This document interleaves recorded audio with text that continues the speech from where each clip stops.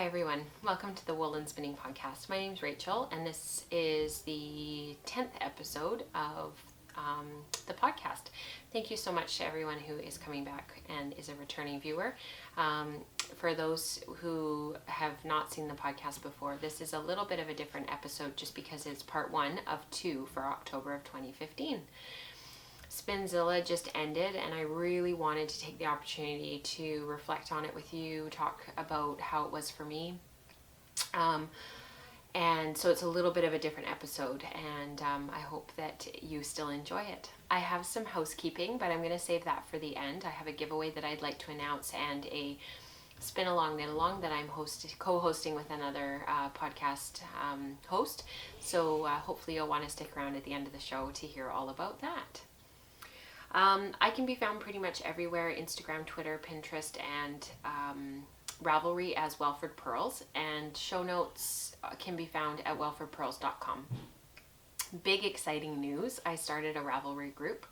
I was really on the fence for a very long time about doing this, and the only reason was because I felt like we all have so many different places that we check for our content that we get on social media, and I didn't want to create one more place that we all have to check. But it's getting harder and harder to connect with you guys because I get random messages on Instagram, random messages on Ravelry, and it's just nice to have one place for us all to go to check in and chatter. And so in the Ravelry group, it's the Wool and Spinning podcast group on Ravelry. I made it quite late at night and I hit submit for the, to generate the group.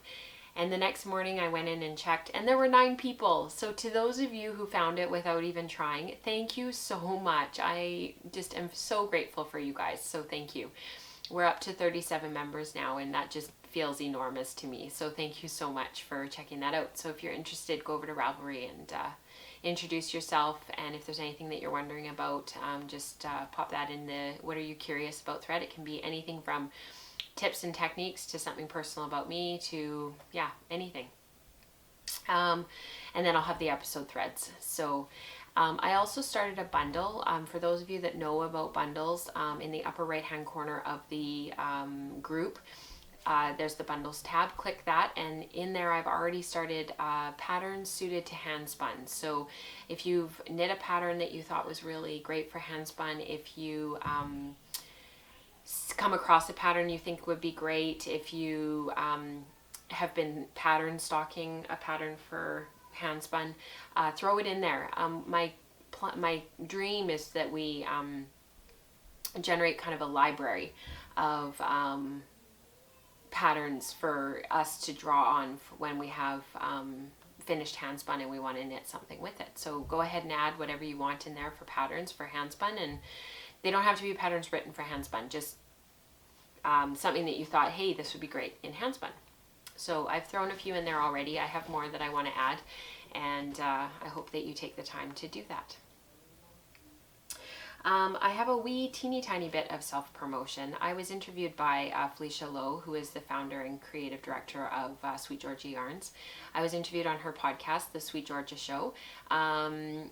So if you are interested, it's episode 14, and I talk a lot about my process and whatnot. So if you haven't listened to the podcast, go check that out. And if you are interested in hearing a little bit more about me and how I got into all of this and just my conversation with Felicia, who's a good friend and a lovely person. So go check that out if you're interested. So Spinzilla, how was it for you? Did you participate? Are you sore? Did you enjoy it? Do you love Spinzilla? Do you hate Spinzilla? Chat about it in the thread. I'd love to hear. Spinzilla for me is always a little bit love-hate, because on one hand I find it really exciting to see Instagram blow up and all of the handspun projects and what's on people's wheels and the bobbin shots and the spindle shots, and I love photos of drop spindles. Just blow up, and it's really great to see. However, by about midweek I'm pretty burned out. I'm tired and I always start to really feel it. I I don't like spinning for product. I'm very much a process knitter and a process spinner. So for me, by the time I get to about midweek, I'm like, okay, this was great. I'm done. Knit City was last week here in Vancouver, and that was really fun. And I did get a couple of things there at Knit City. It was really great to see people walking around and looking and buying, and there were some really big names. I got to catch up with a few of my friends, which was really wonderful. My mom came with me, so she had a lot of fun looking. And I felt really inspired going into Spinzilla on Monday morning. I went to the Sweet Georgia Yarn studio on Monday night for the spin-in because I was spinning for Team Sweet Georgia. And that was really fun. It was a great group. They came out. People were really keen. But this year was a little bit different than last year because my mother-in-law was here last year, and I was able to spend a lot of time at the wheel because she was here helping me with the kids, and she was really excited for me. And I really appreciated her help throughout the week. But this year I didn't have any extra help. And while I got to go to the spin-in on Monday night, and Chrissy, who's Manic Pearl on Instagram and hosts the Snappy Stitches podcast, she's a dear friend of mine, and we spent Wednesday together spinning and knitting, and well, she knit, and chatting about motherhood and our careers and fiber and yarn and Ravelry and podcasting, and we talked about everything. It was a wonderful day. So I really got a lot of spinning done then. But by about Thursday, I was sort of like, I was getting tired. I'm working on this really great sweater for James right now for Christmas, and I'm excited to work on it, and I really wanted to. And I felt like I really needed to put it down for Spinzilla. So yeah, I'm kind of glad that it's done. There's another spin-in on Monday night coming up in a week, and I'm excited to go and see what people are working on, see if they're knitting with their handspun. I probably won't take my wheel. I'll probably go to knit. I need to get these Christmas sweaters done for the kids, and I'm really motivated to work on them. So it's with commercial yarn, but and they're superwash, so that if anything gets spilt on them while we're away at Christmas, I can get them washed and get them cleaned again. So but I'm just really enjoying the colors. They're bright and fun and childlike. So I wanted to talk about the first project that I did for Spinzilla. It ended up turning out really well, and I was really happy with my results. This was the BFL alpaca that I had done on my drum carder. I had done an 85% BFL, 15% alpaca blend on the drum carder. And to do that, I had to weigh out the fiber, and I had to ensure that I was putting it in evenly to get the results that I wanted. I have a 120 TPI, that's tines per inch drum carder, and so I get really smooth, fine bats, and that was perfect for the BFL that I spun. I spun this at the spin-in on Monday night, and then I worked on it all day at Chrissy's house, and I ended up with awesome yardage. I got a total credit for Spinzilla of 2,910 yards, so that was the total credit that I got for this yarn. I spun one skein that is 450 yards, a little baby skein that's 126 yards, and another skein that's 394 yards. So I have just shy of 1,000 yards. I have about 900 yards. My original plan for this was to knit it up into a quill shawl, which was by Jared Flood. I am participating in the Shackleton Cal, which is going on over in the Fiber Trek TV podcast group. Special shout out to Sarah for the kind words on Instagram that she shared about me in the show. So thank you, Sarah, because I know that she watches, so thank you. Shackleton was an explorer, and he had a crew of people that he took with him to he was an Arctic polar explorer. I'm not going to go into any more detail than that because it's really interesting, and Sarah goes into a lot of detail in her podcast. So basically the Shackleton Cal is all about doing something epic. It can be as learning a new skill, working on a really big project. It can be learning something new like sewing. It can be anything. So I wanted to get through this BFL and spin it all, and then I wanted to knit the quill shawl. But the problem is with the quill shawl is it's a lot of garter stitch, and while I love garter stitch, I don't want to do something so mindless. I would like to do something that I'm a little bit more engaged in, and I I don't have quite enough yardage. Like I'd have to spin a little bit more and make more bats and whatnot. And I kind of just want to use what I've spun because this is beautiful. It's consistent. I know that it's 85%, 15%. Like I know that it's the right percentages for blend for the alpaca and the BFL. And I just love the yarn, and I kind of just want to get on with knitting with it. So this is natural, it's undyed, and it's light and airy, and it's lofty, and it's got a beautiful halo. You probably can't see it, but it's got this lovely halo from the alpaca and the BFL. I think it's going to pill a little tiny bit, but if I knit it into a shawl, that's not going to be an issue because it won't be rubbing on anything. And I spun this quite low twist. I'm going to put these big skeins away because they're heavy and they're big. Well, not heavy, but they're cumbersome. So this is the little baby skein. I spun it on 8-to-1 on my Lendrum. I had the uptake a little bit higher than I normally do, so that it would pull in a little teeny tiny bit faster. Somebody who doesn't know how I spin normally and doesn't time me and time the uptake wouldn't have noticed a difference, but I could feel it. I knew that it was taking up a teeny tiny bit faster than I normally do. The Lendrum is only a Scotch tension. This is the double treadle or the single treadle. I'm not talking about the Lendrum Saxony. I'm talking about the Castle, the modern Castle wheel. It only does Scotch tension. So yeah, I had my uptake set a little bit higher. I had my whirl ratio at 10-to-1, and it just created the most beautiful yarn. It has a very gentle twist angle. It's probably about 35 to 40 degrees. I've even actually broken it in one spot that I can see was a bit thin. So I'm going to have to be mindful when I'm winding it. But it's just got a lovely soft halo and a soft a sheen. I'm thinking about knitting the Canopy Shawl by Melody of the Mandarins podcast. Her canopy shawl is quite big and oversized, and I think this would knit up really beautifully on 4 or 4.5 millimeter needles, and it would make a really big oversized shawl, which are my favorite. And the yarn that she used is this beautiful like mauvey purple color. And so then I got thinking about, well, what if I dyed this? So I'm going to knit it up as is. I'm going to swatch first, and then if I have enough yarn, I'm going to do another swatch, and I'll dye that, and I'll see what I think, because I'm thinking like a soft blue, because I wear a ton of blue, and I love blue.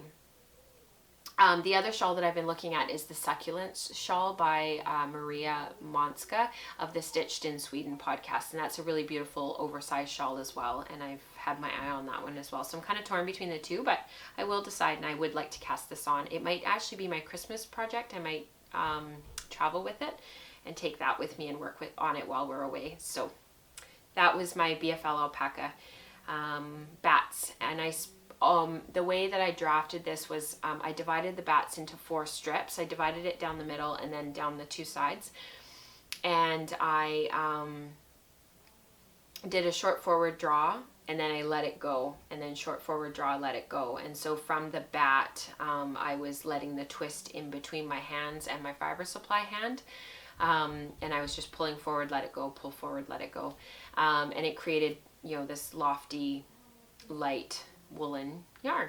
So I'm really happy with this. I love how this turned out. The second thing that I worked on was my Shetland, which I got from Custom Woolen Mills. They are a woolen mill in Alberta that they do yarn, but they also sell roving. I bought a 1 pound bag of the Shetland. It's sort of a brown color. Where did I put it? Oh, I know where it is. Okay. Sorry about that. It came in a bag that was about yay around, and it was quite long, and it was just so compressed in there. So when I opened up the bag, I had to cut the bag, and it just exploded everywhere. And from being compressed, it was quite packed down. So I threw it back through my drum carder, and I got about, I started spinning it long backwards draw because that was my favorite sample that I had done. I love the resulting yarn, but halfway through I kind of started having second thoughts about it, and like I said, we weren't having a great week. I managed to shatter our ceramic stovetop, And so I just kind of hit a bit of a wall, and I was like, you know what? I'm just going to put this aside. I got it through a third of the pound. I have enough to do something with it. But then I was listening to Louise of the Knit British podcast. And my whole outlook on this yarn and this fiber completely changed. She was talking about what wool becomes as we wash it and wear it. What happens to it? Does it soften? Does the drape become more pronounced? Does it get a little bit felted or fulled from wear and from being in the rain? What happens to it? Does it soften with time? And I just thought, wow. We talk a lot about what happens to our yarns when we knit them, but we don't talk about the actual wool and what happens to it. So it really got me thinking about this yarn, and it really got me questioning my original plan. I'm actually kind of back to my original plan and wanting to do a sweater and spin up the rest and do a sweater. And I think what I'm going to do is I usually do a little bit in the mornings on my matchless. And I think I'm going to keep working through it and spinning it up every morning. I spun it in double drive on a big pulley. I spun it at 9-to-1. And I didn't allow very much twist into it, so it's very low twist. I'll show you the yarn in just a minute. And I think I'm going to do a sweater. I'm getting really good yardage so far, and so I'm going to submit what I've done for my Spinzilla totals. But I think I'm going to spin up the rest and swatch for a sweater. So I'm going to use what I have already and knit a swatch and see what I think. Keep it in my purse for a couple of days and just see kind of how it feels. Wash it again, wash it a few times, and just sort of see. Because this whole idea of what the wool is going to become really kind of got me thinking, like, this is a true woolen yarn from a true woolen prep, and I think it's going to be amazing. So I'll grab the yarn and I'll show you, and I'll also grab some of the bats and show you what the original bats look like, because they were a little bit different. So this is what the yarn looked like when it was finished. I have two skeins. One of them is wet because I thought that I was done recording, but I wasn't apparently. I needed to re-record. This is it wet and drying, so it's perfectly balanced, and which is really unusual for me to try to get a super balanced yarn. But I thwacked it really well, gave it a really good snap to even it out and even out the twist and everything. And this is what it looks like once it's dry. There's a lot of VM in this, which is part of the reason why I did put it back through my drum carder after pulling it out of the bag, because there's a lot of dust and dirt and VM, and drum carding is another way to clean fiber. The more you put fiber through a drum carder, the more dust and dirt you're going to get out of it. And these were my bats. They're quite big, and they're quite, there's depths in them, and they've got VM and stuff. So as I was spinning, I was pulling stuff out. And like I said, I'm a third of the way through, maybe a little bit over a third actually. And I'm just going to keep on spinning. So far I have 206 yards, which is this one of 2-ply. This is 188 yards of 2-ply. So I have a total credit from that of roughly 1,100 yards for a Spinzilla. So that's really great. And like I said, I'm going to swatch with this and see what I want to do with it. Actually, I'm feeling really excited about this after listening to Louise's episode talking about, what wool becomes. This was a coated Shetland, I suspect, because there's a lot of guard hair and kemp in there. And I've been slowly pulling it out. And again, after a few months of wear, a few years of wear, and a few years of washing and washing it, that'll all be gone. So yeah, it's got me really thinking about our wool and what we work with when we're spinning. So that was my Shetland. The last thing that I spun, and unfortunately it's wet as well because I did throw it in the bath, and like I said, I thought I was finished recording, but I wasn't. So I will show this to you dry next week. But on Saturday, Chrissy and I met up and we went to the annual fleece auction, and we didn't buy any fleeces because we have a few in her garage that we need to process still, and her husband has started calling it the barn. So we both agreed that it was not the right time to add more fleece to our stash, and also when she's got a second child literally on the brink of being born, we decided not to buy any more fleeces. But we both wanted to go to West Coast Color and Carding, and Lynn is has been around in the Fraser Valley for a long time, and she's got great colors, dyes her fiber really beautifully. This is one of her reds that she does, and it's kind of got a pink undertone. It's got a lot of browns and burgundies and yellow and green, and kind of a minty green is in there. It's really beautiful, and it ends up with this just really beautiful tonal yarn.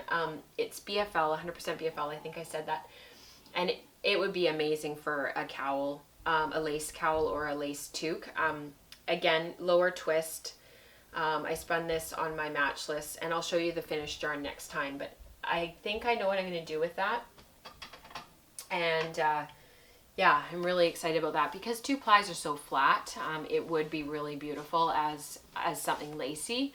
And I got 216 yards for that, which is a little bit denser than I normally spin for 125 grams, but I really love the finished yarn, so I'm actually quite happy with it. And like I said, it would be great for something lacy, a lacy cowl or a lacy toque. Yeah, it would be really, really pretty. So that was that. I'm not going to show you the October Fiber Club spin that I did for Sweet Georgia because that's the spoilers for the next episode at the end of the month. But I did do a 3-ply. I didn't get great yardage. It was Superwash BFL, and for whatever reason, I just never get great yardage with Superwash BFL. I think it's just me. But it turned out really well, and I'm really happy with it. So my totals for Spinzilla for this year were 5,262 yards, which is 2.99 miles. So I'm calling that 3 miles because that's so close. So I'm really happy with that. Last year I spun 3,900 yards, and I was going to do an extra push last year to get over that 3,000, or over that 4,000, but I didn't. I just ran out of time. So I'm really happy with that for this year. That felt really good. I have a little bit of housekeeping that I wanted to talk about, which I had mentioned at the beginning of the episode, and I also wanted to do a tiny segment at the end for handspun knitting. So for housekeeping, the first thing that I wanted to share with you was Kate of the Stitch Addiction podcast and I are co-hosting a spin along knit along for socks. Cast on date is November 1st. We don't know exactly how long it's going to run for. It's probably going to be the end of December. It might be the end of January. So for socks, so you can knit with commercial yarn, you can knit with your handspun, you can spin and knit. It's totally up to you. So if you don't have any handspun in your stash and you don't want to spin for socks, just grab some commercial yarn. That's totally fine. Sweet Georgia Yarns is going to be hosting this knit along, so Felicia will be offering up a prize. I'm not exactly sure what it is, but once I find out, I will let you know. For the spinners in the group who knit with handspun or spin and knit with handspun for their socks, I am offering to you a chance to win 4 ounces worth of bats of fiber. So it'll probably be in the form of 2 2-ounce bats. I'm sort of deciding on color and stuff, so I will keep you posted about that. But for the spinners in the group, if you wanted to spin and knit, or you've already spun and you just want to knit with your hand spun for socks, there's a special prize for you from me. It's sort of a thank you. I'm thinking of it as kind of a thank you to all of you guys for checking out the show and for being sort of the early watchers and for participating and stuff. So please come over to the Stitch Addiction podcast. There's a thread started already, and we'll start a official thread for finished objects for people to submit their finished objects. And like I said, cast on date is November 1st.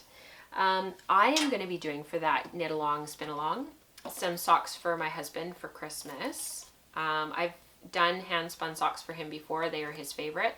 And so this is Sweet Georgia Yarns Panda in the Sitka colorway. So there's some teal, some brown, and some leafy green. And so I thought that would be really nice for him. And I'm going to divide this into 3, spin a traditional 3-ply, and then knit.